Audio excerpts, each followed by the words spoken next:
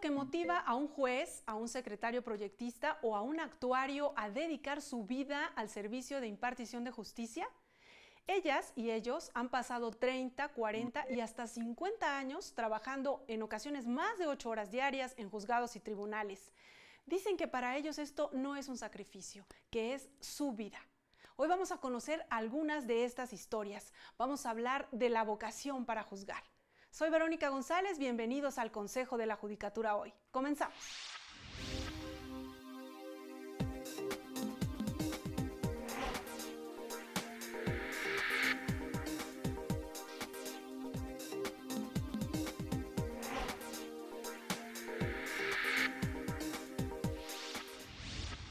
En octubre de 2018, más de 100 juzgadores federales recibieron un reconocimiento por su trayectoria judicial. En este contexto, conversamos con algunos de ellos sobre su vocación para juzgar. Les preguntamos qué les motivó a realizar su carrera judicial, qué obstáculos personales y profesionales tuvieron que vencer para alcanzar sus metas y algo más.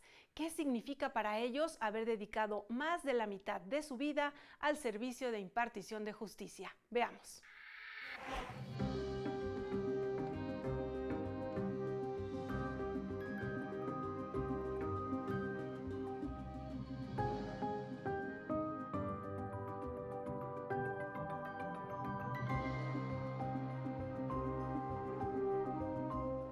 Mi nombre es Pablo Vicente Monroy Gómez y por 33 años he prestado mis servicios al Poder Judicial de la Federación.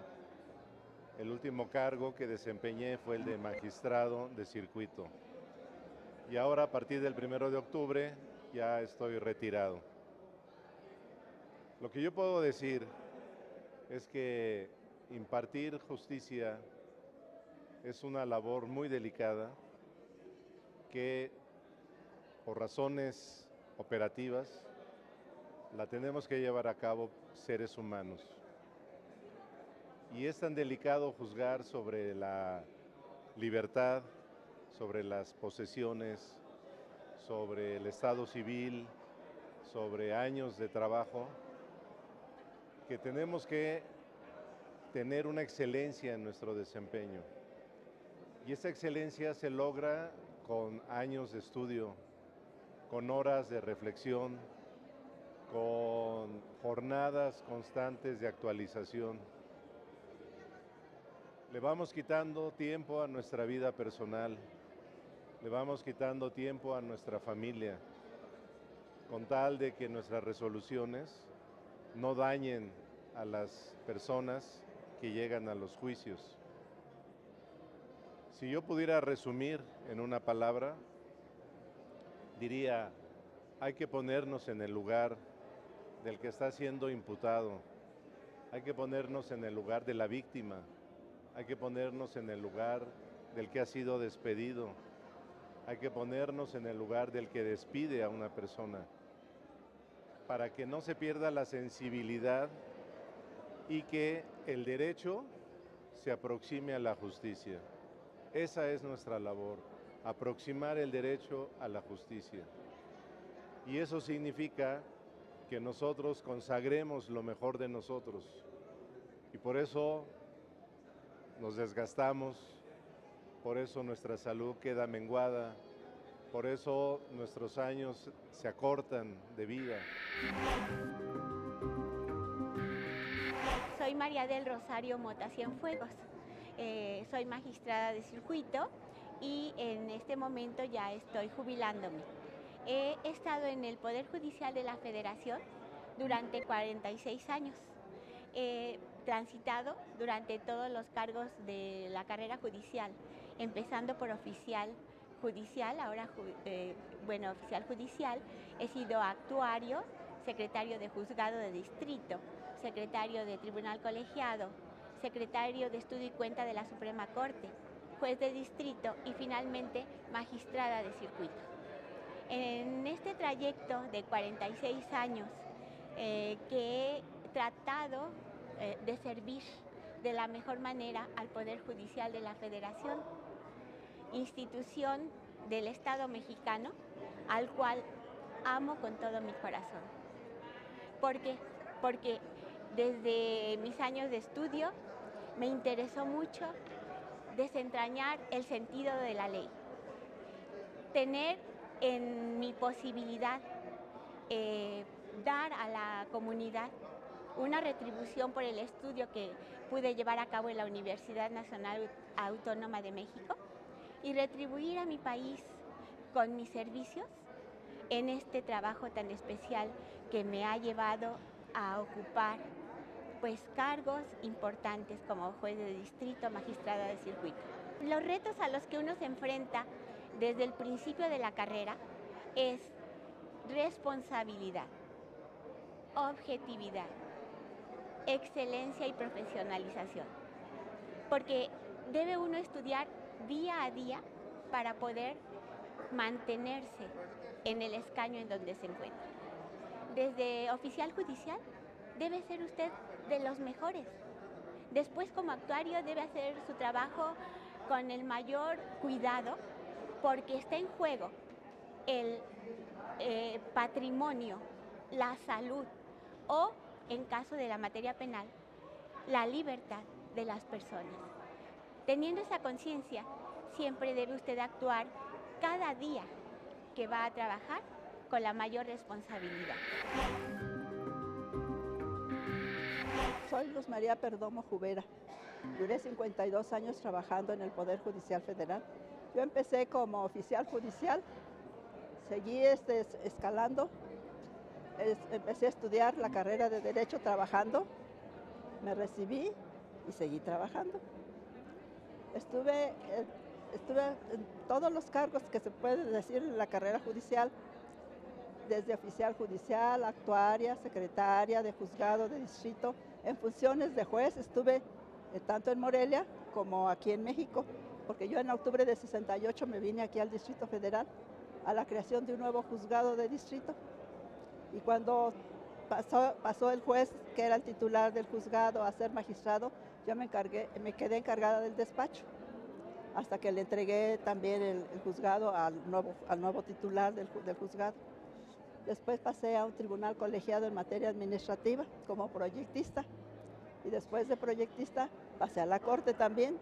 Pues no admitían mujeres trabajando propiamente, y para que pudiéramos entrar, le dijeron a quien me había recomendado, a los magistrados que me habían recomendado, que debíamos permanecer solteras para entregar todo el tiempo al trabajo. Y efectivamente, pues el trabajo es absorbente, ¿no? Muy entregado, casi no teníamos ni tiempo ni de hacer ejercicio, ni de ver televisión. No había televisión entonces, ni ver películas, nada. Las horas de trabajo pues siempre se terminaban en la casa, por ejemplo, porque muchas veces en la mañana se pasa el tiempo atendiendo a los litigantes o a los secretarios mismos. Y en la tarde y en la noche, siempre trabajando. Es absorbente, pero es muy entregada y muy bonita. ¿Por qué? Porque pues, se hace valer el derecho precisamente de las personas. Ahí no importa que tengan mucho dinero o no tengan mucho dinero, la cuestión es que sepan defenderse. Soy el magistrado en retiro Luis Gilberto Vargas Chávez. Vine a México, ingresé el 11 de marzo de 1968 y permanecí durante 59 años en activo. Los últimos 34 años antes de ser jubilado por la edad, estuve como magistrado de circuito y serví a mi patria, puedo decir que de costa a costa y de frontera a frontera, por toda la República. Fue una cosa muy hermosa que yo elegí, que me apasionó siempre la Judicatura Federal, por eso vine acá. Y bueno, pues aparte de haber sido secretario de tribunales y secretario de Estudio de Cuenta de la Corte, también estuve en 4 salas, en la auxiliar, en la civil y brevemente en la que era la de materia penal. Y bueno, desde luego fui juez de distrito y me tocó ser de la primera época del consejo, que duró varios años. Yo era el representante de los magistrados de los tribunales unitarios y estuvimos construyendo pues esa nueva institución durante un lapso de poquito más de 4 años. Y bueno, muchas de las cosas que existen ahora que parecen normales, haber entrado en la era cibernética, haber dejado las arcaicas maquinitas mecánicas de escribir y entrar a la época de la computación, y que es uno de los poderes judiciales que se maneja con mayor agilidad en el mundo. Desde luego, una cuestión son los instrumentos que se requieren, pero desde luego siempre de toda la República los mejores cerebros, los mejores intelectos.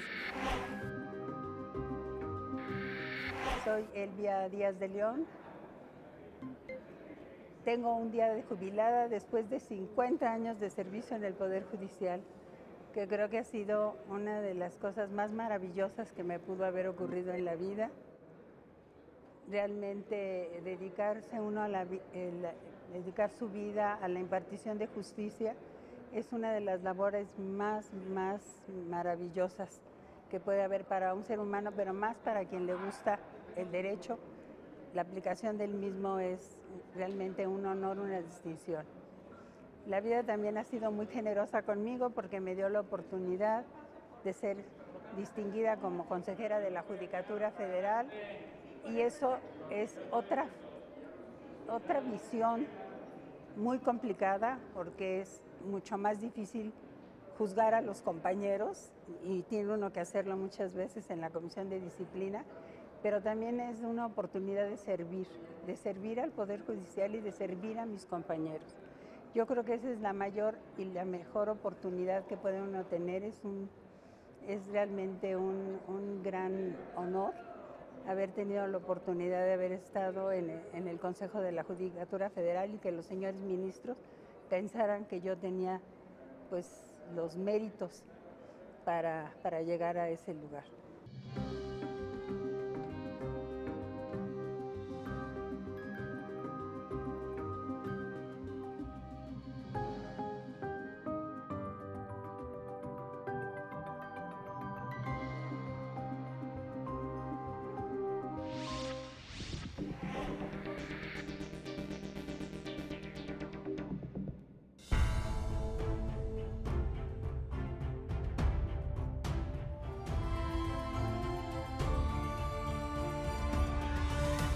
Las leyes cambian de acuerdo con el tiempo en el que son emitidas y nuestra Constitución no es la excepción.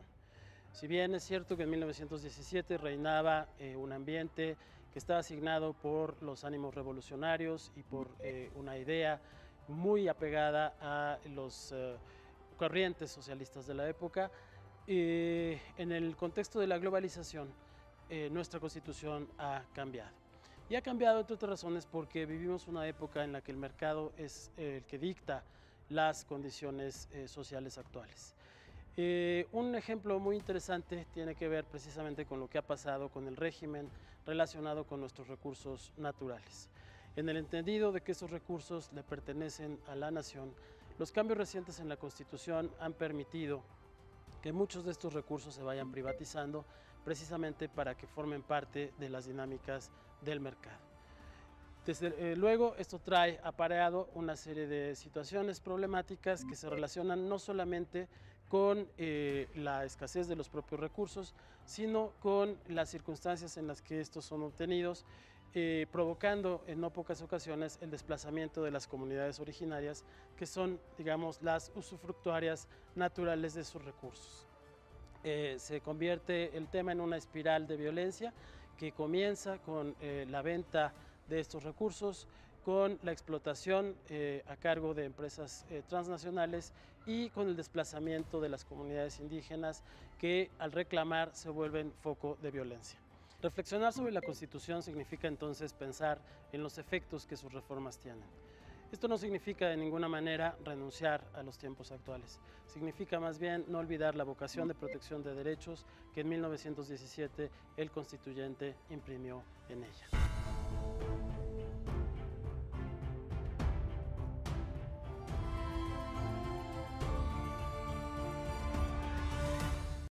Hace Hacemos una pausa y al regresar recordaremos los trabajos de la primera reunión preparatoria de la 20ª Cumbre Judicial Iberoamericana que se realizará en Panamá en el año 2020. Regresamos.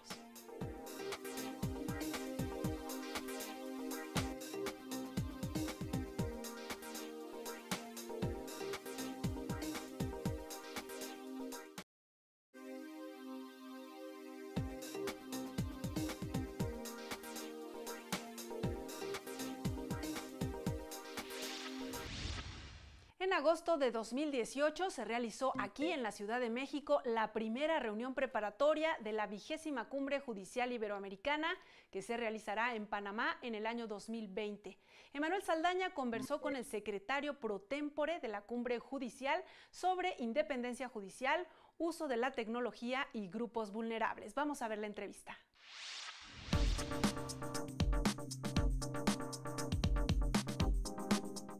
¿Qué tal, amigos del Consejo de la Judicatura? Hoy me encuentro con Hernán Antonio de León Batista, magistrado presidente de la Suprema Corte de Justicia de Panamá y secretario pro tempore de la Cumbre Judicial Iberoamericana. ¿Qué tal?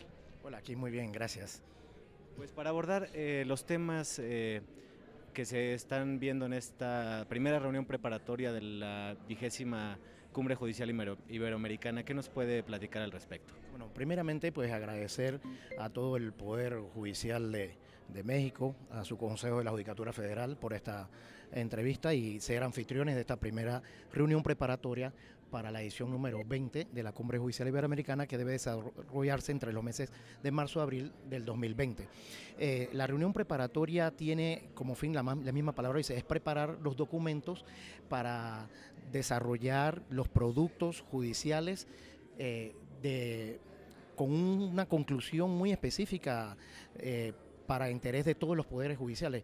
El tema en particular es la independencia judicial, un problema que es latente en casi todos los países de Iberoamérica, el tema presupuestario, que siempre no deja de afectar en alguna forma a la independencia judicial, y entre otros, por lo menos el tema de la tecnología, firmas digital, temas de los grupos vulnerables, pero el problema es, como es el lema, la sostenibilidad de la paz social para Iberoamérica. Y estos temas que abordan en estas reuniones preparatorias y ya en la cumbre, ¿cuál es el impacto que tiene sobre la impartición de justicia y en la vida cotidiana de las personas? Claro, en especial, como había señalado, es para los grupos de mayor vulnerabilidad. En esta reunión preparatoria se aprueban, hay 27 documentos aportados por 24 países, entonces se viene estudiando todo el tema de concentrarlo porque algunos, como el tema de integridad judicial, el tema de independencia judicial, pues pueden trastocar en un solo documento. Así que se trata de condensar, hay mucho aporte, el impacto es importante para estandarizar normas internacionales, temas de código de conducta, código de ética judicial, temas de estatutos del juez iberoamericano, las reglas de Brasilia. Son muchos documentos que le llamamos hijos de cumbre que en las distintas ediciones llegamos a concluir de la importancia en ese impacto, pero especialmente para todos los ciudadanos que requieren de una mejor administración de justicia, un acceso a la tutela judicial efectiva. Por último, ¿cuál es el reto en común de la justicia en los países miembros de la cumbre? Bueno, lo principal siempre es el respeto a la independencia judicial. Ya el ministro presidente Aguilar de México lo señaló, el tema del respeto a la independencia judicial cuando otros poderes judiciales o factores ajenos, ya sea económicos, factores de medios de comunicación, quieran en alguna forma, incluso ahora con las redes sociales, que prácticamente quieren establecer agendas o establecer un fallo prácticamente sin esperar la decisión del juez. Por eso a veces que se habla de que el solo juez o la jueza habla a través de sus fallos. Es importante para consolidar la democracia, consolidar lo que es un Estado constitucional de derecho, ese respeto a las decisiones de los jueces y las juezas, los magistrados y las magistradas en este sentido. Muchísimas gracias, magistrado. Gracias, cómo no. Gracias a ustedes. Volvemos al estudio del Consejo de la Judicatura hoy. Y sobre estos temas también tuvimos la oportunidad de conversar con el juez del Tribunal de Apelación Civil y Comercial de Paraguay, el juez Alberto Martínez Simón. Vamos a ver la entrevista que le hizo Emanuel Saldaña.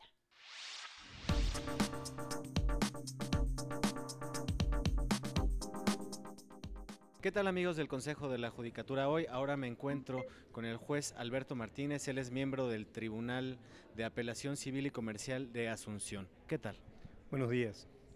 Platíquenos los temas que se han abordado en esta primera reunión preparatoria de la cumbre judicial. ¿Cuáles son los que considera de mayor impacto?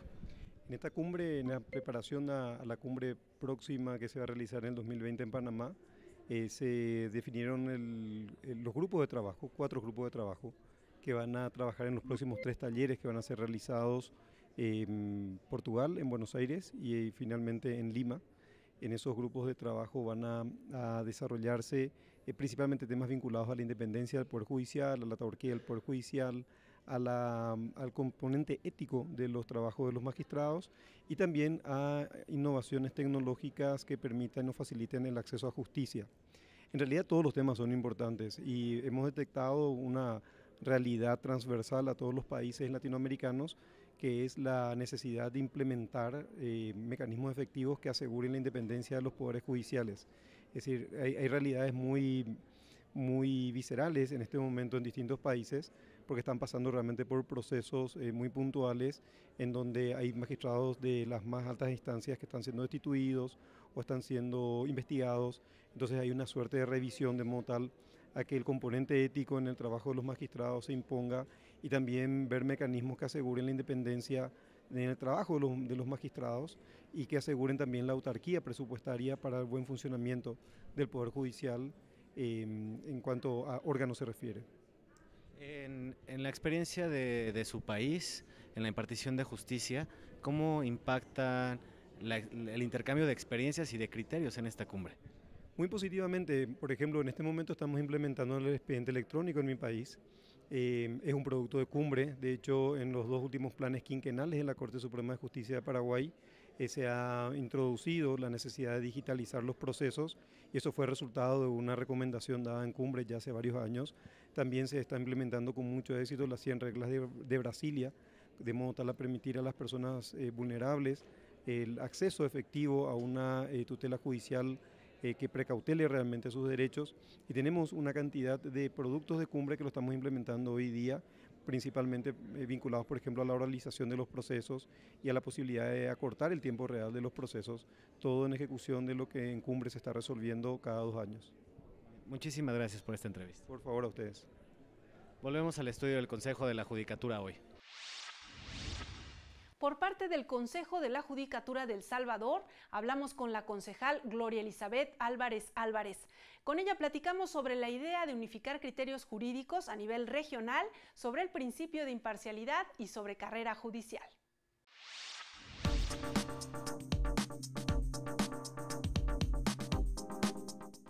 Gracias, Vero. Me encuentro con Gloria Elizabeth Álvarez Álvarez. Ella es concejal en el Consejo Nacional de la Judicatura de El Salvador. ¿Qué tal? ¿Cómo está?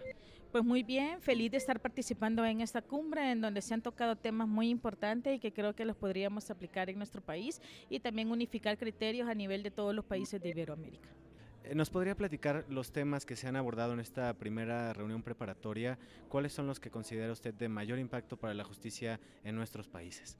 Claro, uno de los temas bien importantes que tocamos aquí es la imparcialidad de los jueces, en el cual eso se está viviendo mucho en cada uno de nuestros países, puesto que a veces esa imparcialidad de los jueces está siendo afectada por grupos de poder, ya sea políticos o económicos, en el cual sus resoluciones tienden a ser diferentes a lo que establece nuestra Carta Magna. Entonces considero que trabajar en ello y estar nosotros ayudando en el sector de justicia para que esta imparcialidad no se vea afectada, sino que los jueces resuelvan conforme a derecho.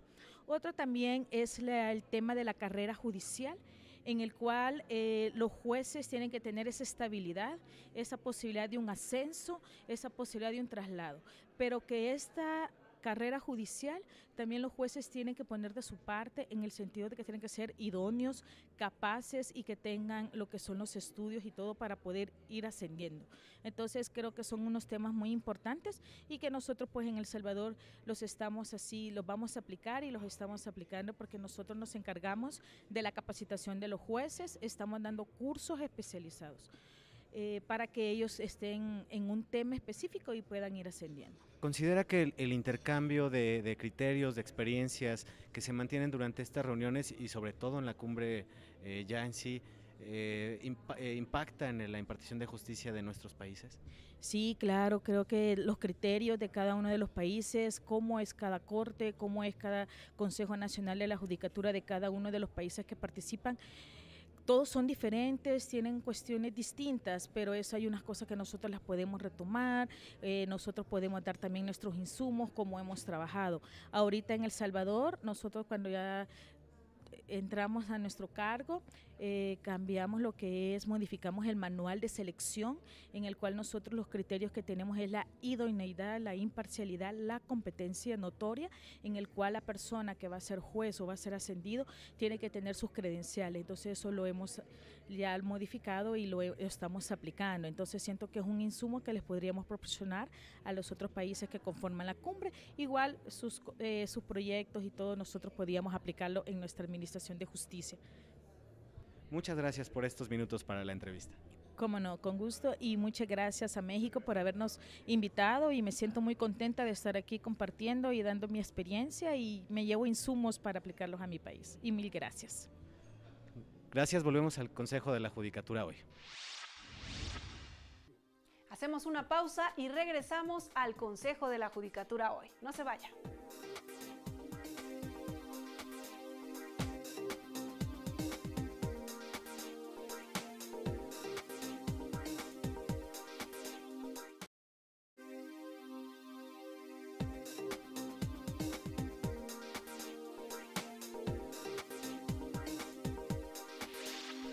En promedio, en juzgados y tribunales federales son resueltos más de 1 millón de asuntos cada año. ¿Se ha preguntado usted, en materia penal, por ejemplo, quién hace valer los derechos de los imputados? O hablando de materia civil o familiar, ¿quién representa al menor en un juicio? Bueno, pues de estos temas vamos a hablar con nuestros invitados de hoy. Le damos la bienvenida al licenciado Joel René García Cervantes. Él es director del Servicio de Defensa Penal en la Ciudad de México, en el Instituto Federal de Defensoría Pública. Gracias, doctor. Y en el área de asesoría jurídica le damos la bienvenida al licenciado Mario Adrián Montellano Calleros. Muchas gracias por la invitación. Pues platíquenos un poco del trabajo que realizan en el instituto. Sabemos que los servicios son gratuitos, hemos dado a conocer este tema aquí en este espacio. ¿Cuáles son los asuntos que se presentan con mayor frecuencia? ¿Quién quiere iniciar? ¿Defensa penal? Sí, claro. Pues mira, nosotros vemos materia penal federal. Esto es importante distinguirlo porque hay autoridades locales que ven otro tipo de delitos con otro tipo de autoridades.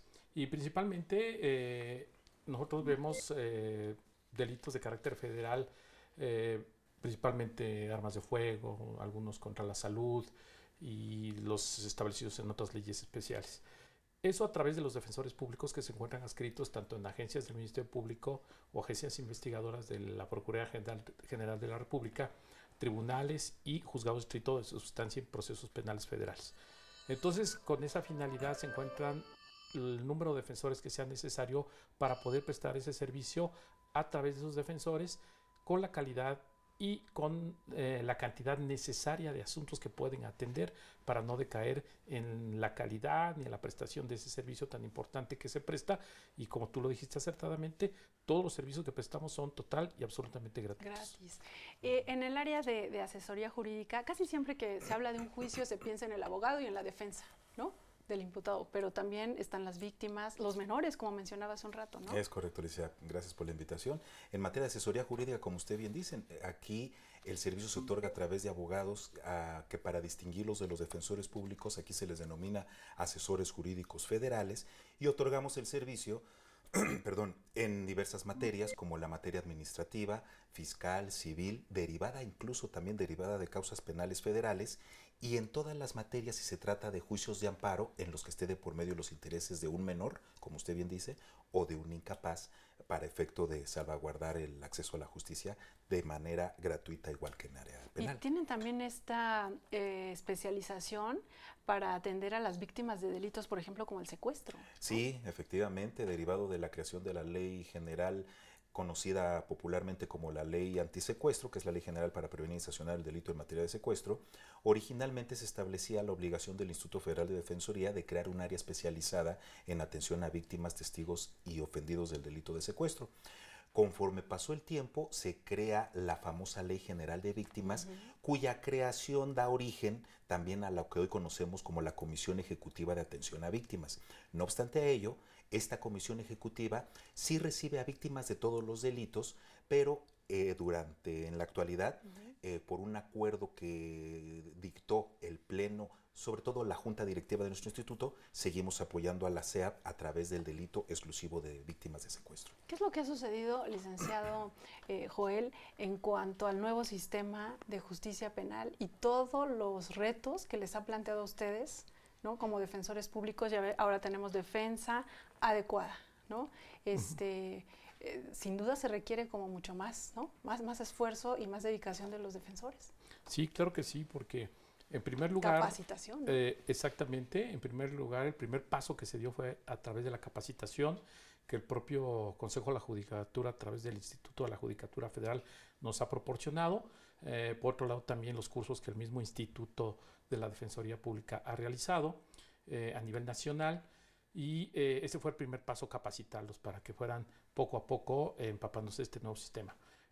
Como segundo paso, también hicimos algunas cuestiones de armonización normativa. Hubo reformas a la misma ley de la Defensoría Pública, hubo una adición también a las bases generales de organización y funcionamiento, con la finalidad de ir adecuándonos poco a poco.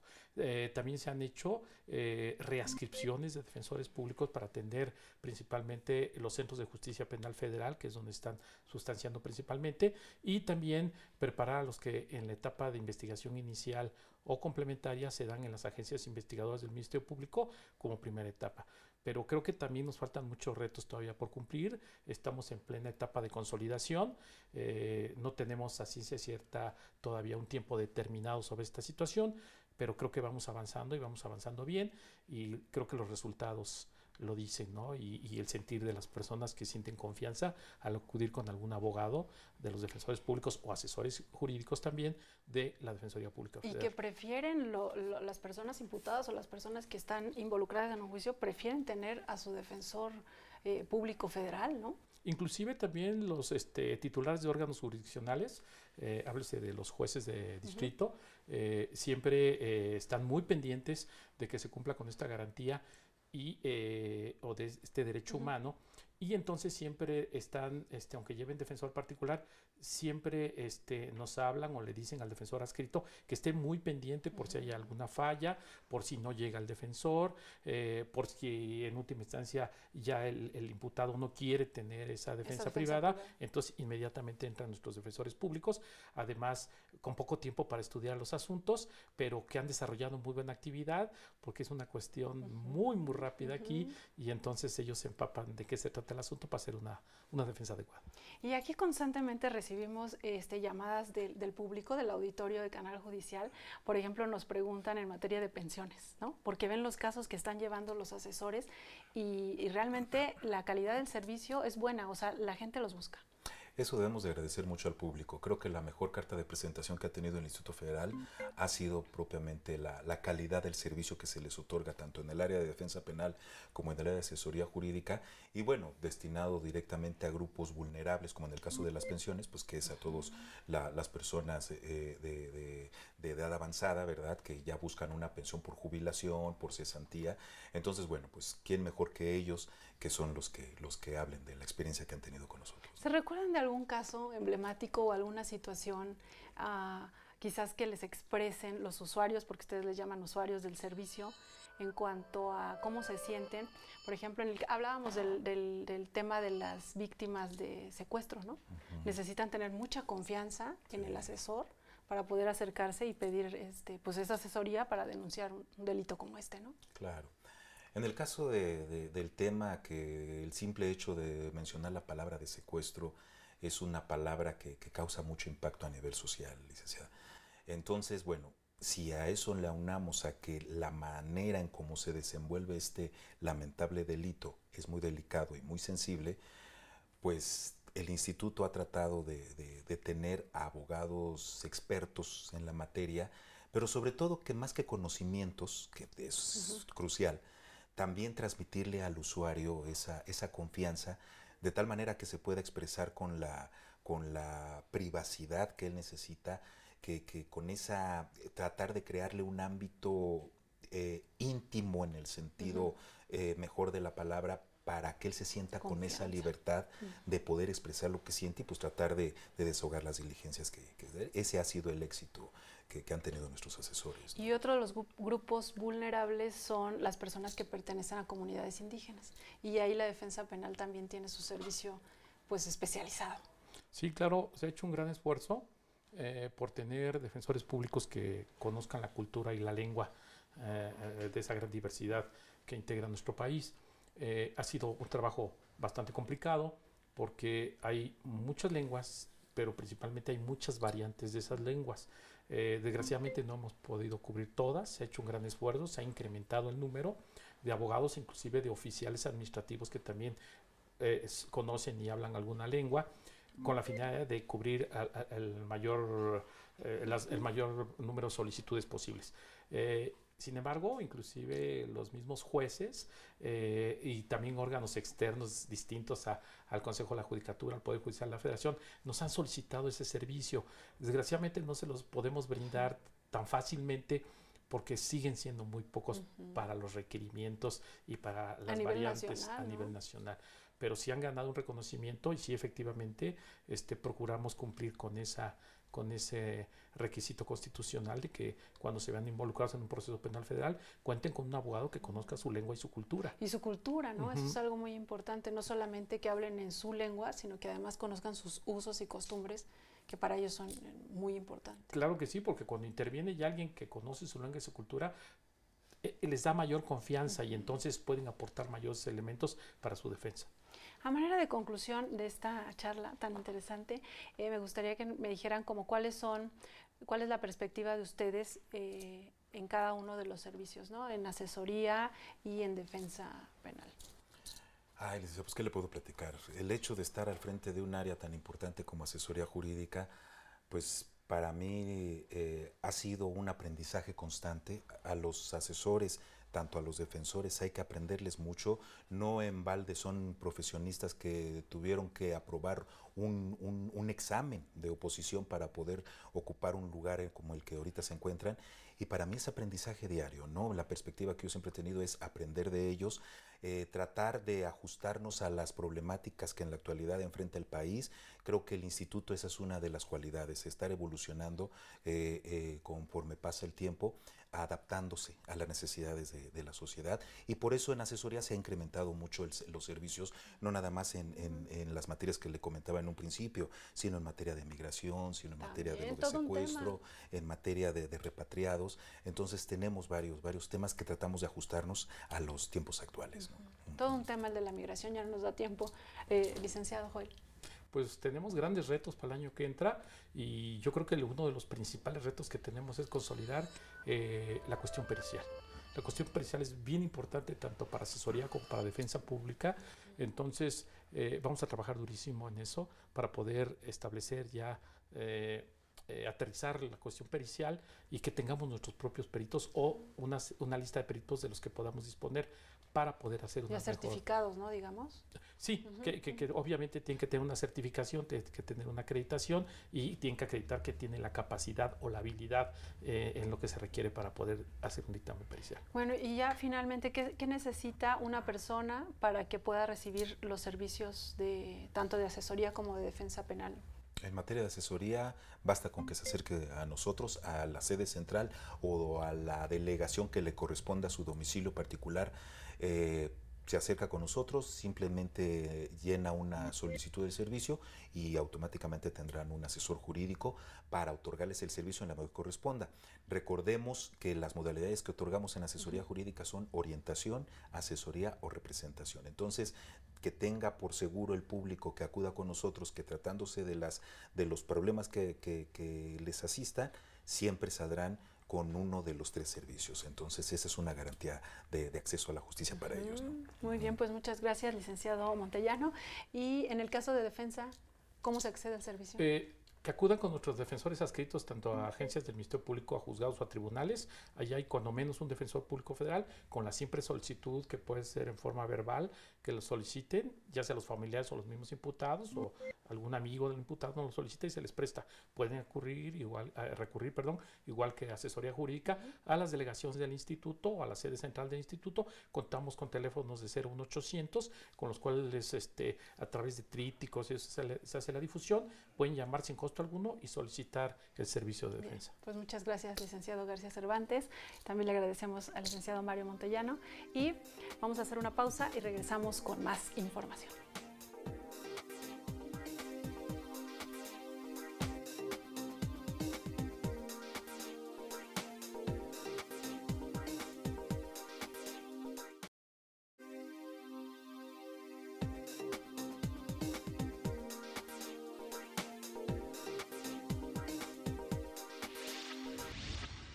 Vivir en un Estado de Derecho implica que todas las personas, instituciones y entidades públicas y privadas, incluido el propio Estado, estemos sometidos a las leyes, que estas leyes se hagan cumplir por igual a todos y que se apliquen con independencia. Y por supuesto que estas normas estén respetando los principios internacionales de derechos humanos. Vamos a ver qué opinan los impartidores de justicia sobre este tema.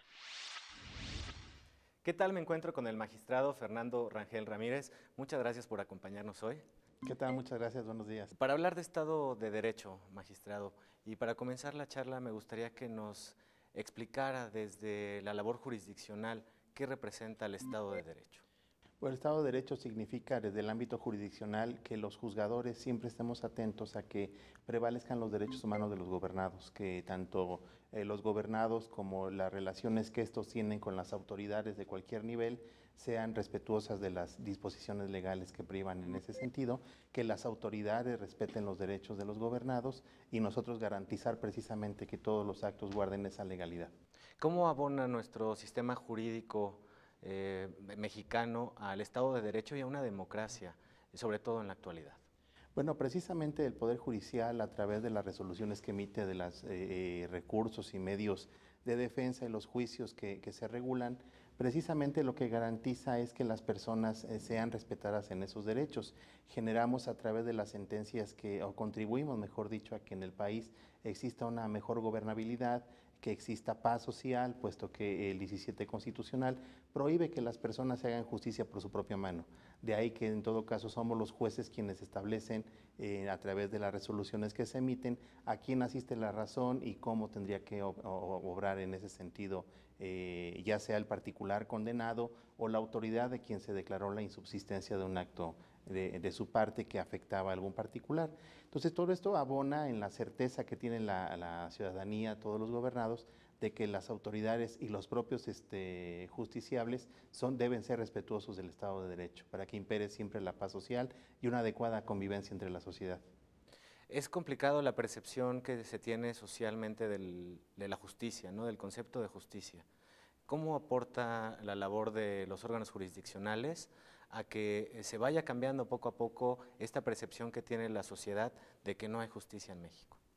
Sí, efectivamente, la percepción de las personas hacia el sistema de justicia no ha sido del todo positivo y no abona el hecho de que existan muchos asuntos del conocimiento de los órganos jurisdiccionales en un número que llega a saturar la capacidad humana de todos los juzgadores para resolverlos en forma oportuna en los términos previstos en la ley.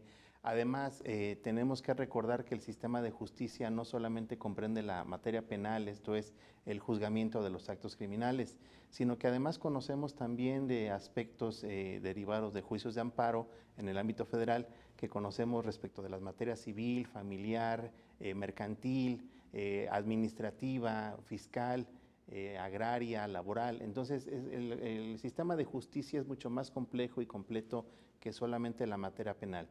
Además, el hecho de que existan tantas controversias significa que hay una problemática social. Sin embargo, en una labor discreta pero constante, los juzgadores lo que buscamos precisamente es resolver adecuadamente las controversias y cada vez este sistema de justicia ha sido más transparente porque ya la ciudadanía puede tener más de cerca a la vista la función de los juzgadores, ven cómo desarrollamos nuestra función, pueden acudir a nuestras oficinas sin mayor inconveniente, entrar a las audiencias, a las sesiones públicas de los tribunales colegiados y ver cómo todo es la impartición de justicia. Realmente el Poder Judicial se ha abierto a la ciudadanía, hay mucho más transparencia en cuanto a cómo se desarrolla el trámite de los asuntos y cómo se construye la decisión judicial.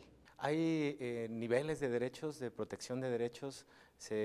¿Unos se tienen que defender más, otros menos? ¿O cómo funciona desde su trabajo para aportar al Estado de Derecho?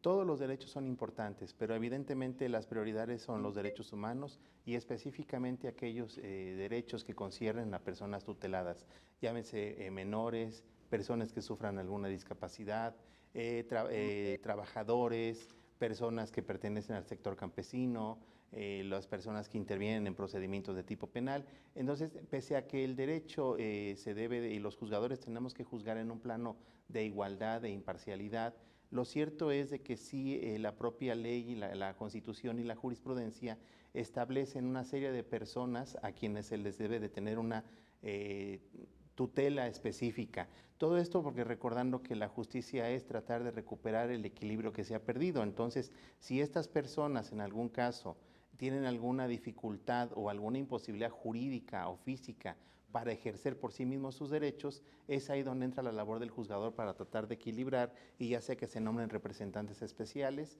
o a través de la figura de la suplencia de la deficiencia de la queja. Muy bien, pues muchas gracias, magistrado Fernando Rangel Ramírez. Muchas gracias a ustedes. Me encuentro con el magistrado Gonzalo Higinio Carrillo de León. Él es coordinador de magistrados de circuito en Nuevo León. ¿Qué tal? ¿Qué tal, Emanuel? Mucho gusto en estar con ustedes. Magistrado, pues para hablar de Estado de Derecho, ¿nos podría comenzar definiendo el concepto de Estado de Derecho en nuestro país? Bueno, cuando me formulan esa pregunta, sobre todo en el ámbito académico, a mí me gusta partir del propio concepto que nos ofrece nuestra Constitución Política de los Estados Unidos Mexicanos, y es precisamente el artículo 3º de la Constitución Federal el que establece que la democracia es de entrada una estructura jurídica y que es todo un sistema de vida orientado a maximizar los máximos valores de la sociedad. En esa medida, entonces, hablar de Estado de Derecho es hablar de la máxima estructura jurídica que tenemos todos los mexicanos, que es nuestra Constitución Federal, y desde luego todos los ordenamientos que ella ha incorporado como supremos, entre otros los tratados internacionales en materia de derechos humanos, y desde luego todos los ordenamientos jurídicos que emanan de nuestra Constitución. Eso es hablar de Estado de Derecho. Hablar de Estado de Derecho, entonces, es un sistema jurídico en donde las actividades de todos los gobernados están previstas en la Constitución, tuteladas por la Constitución. Los derechos fundamentales están reconocidos y estructurados en la Constitución y en los tratados internacionales, pero sobre todo los límites y las facultades de las autoridades también están perfectamente acotados en la Constitución. Hablar de Estado de Derecho, entonces, es confrontar los derechos reconocidos para las personas frente a las acciones que emprenden los órganos del Estado y ver si empatan unas y otras. Eso es hablar de Estado de Derecho. ¿Y cómo aporta el trabajo que se realiza en órganos jurisdiccionales a lograr una democracia en México, un Estado de Derecho? A partir de la reforma constitucional de junio de 2011 en materia de derechos humanos, quedó claro que todos los juzgadores, de todos los ámbitos, de todos los fueros, tenemos el compromiso de respetar, proteger, promover los derechos humanos de las personas, buscando que estos se maximicen en todo lo posible, favoreciendo a las personas, desde luego, en su protección más amplia. ¿Qué significa eso? Que todos los jueces de todas las estructuras tenemos que velar porque se respete el Estado de Derecho, pero con mucha mayor razón quienes somos juzgadores constitucionales, es decir, los jueces de distrito, los magistrados de circuito, los ministros de la Suprema Corte de Justicia de la Nación, hemos recibido la encomienda constitucional de hacer que se respete la Constitución por encima de todas las cosas y, por supuesto, de hacer que se respeten los derechos humanos de todos los mexicanos y de todos los que habitan en nuestro territorio nacional.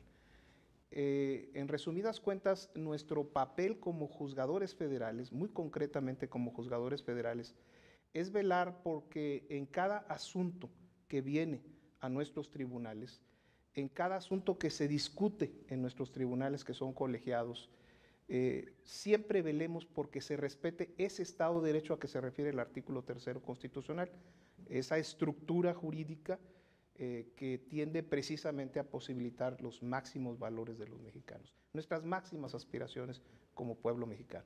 En su trabajo del día a día, ¿cómo priorizan los derechos? ¿Hay unos derechos más importantes, otros menos importantes?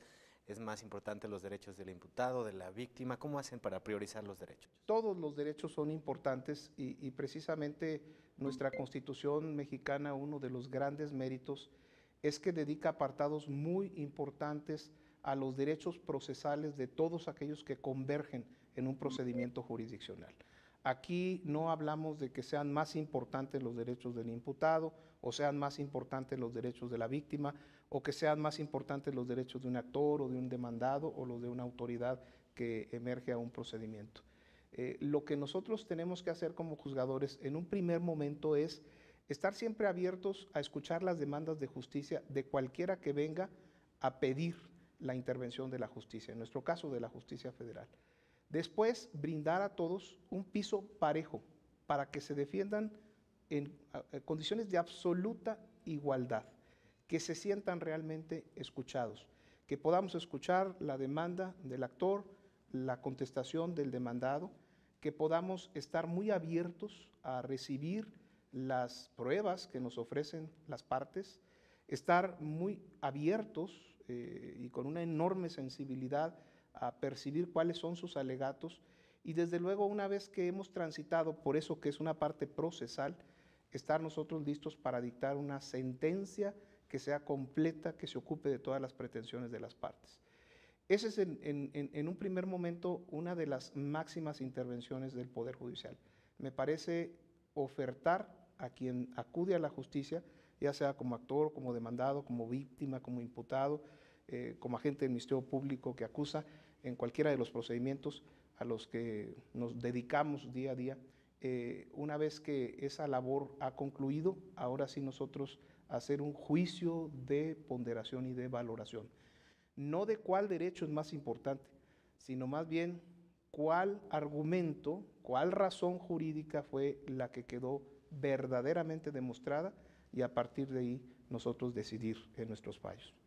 Y hacer que se cumplan nuestros fallos. Me parece que ese es uno de los también de los grandes retos del juzgador, que una vez que un tribunal ha decidido un asunto y ese asunto quedó firme, transitó por todas sus etapas procesales, transitó por todos sus posibles recursos, transitó inclusive a través del juicio de amparo, que una vez que esa decisión quede firme, el juez sea el primer interesado en hacer que esa sentencia se respete y se cumple por cualquiera a quien vaya dirigida.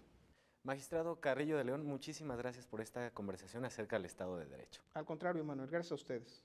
A sus órdenes. Volvemos al estudio del Consejo de la Judicatura hoy. Ya nos vamos, pero antes queremos compartirle la recomendación de un especialista para ver una película que nos acerca con el mundo del derecho.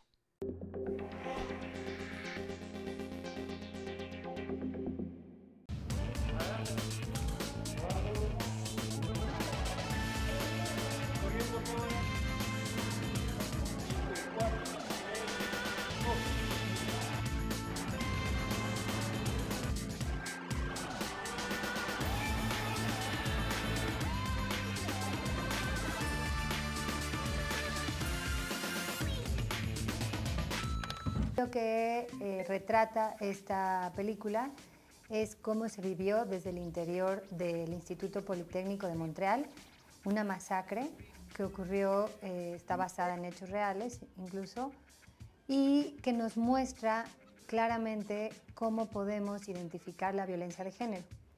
Si bien esta película no muestra en ningún momento el tema judicial, es decir, la persona que comete la masacre, este joven estudiante que entra al Instituto Politécnico a matar a compañeras por el hecho de ser mujeres, se suicida al final y ya nunca, por supuesto, puede continuar o entrar ni siquiera el proceso o procedimiento penal. Sí es importante porque nos ayuda, como comentaba, a identificar cuándo estamos frente a violencia de género. Y después inicia con cuando este joven estudiante entra fuertemente armado y empieza a matar, entra directo al salón donde está esta joven que vimos en la entrevista, pide que se separen los hombres de las mujeres y a los hombres les dice que salgan, incluido al profesor que estaba ahí presente, y después mata a todas. Y como les comentaba, después de masacrar a un gran número de compañeras estudiantes, finalmente él se suicida. Tiene un punto importante que es en blanco y negro, para no centrarnos en el tema de la sangre y que no exista, digamos, este morbo, sino que veamos el miedo de las mujeres y de los hombres, pero sobre todo cuando las mujeres se dan cuenta de que solo les está disparando a las mujeres. En esa película te das cuenta cómo un acto tan brutal de violencia de género contra las mujeres impacta las vidas de toda una comunidad, de toda una sociedad y prácticamente de todo un país. Y esta es una historia real que definitivamente se cuenta o se narra de manera muy, muy humana en la película y que puedes incluso identificarte en muchas escenas con el terror que viven y con el desconcierto que permea al darnos cuenta de que solamente están matando mujeres. Y es una muy buena forma para que cualquier persona que se dedique al procedimiento penal, por ejemplo, jueces y magistrados, puedan identificar las características de la violencia de género.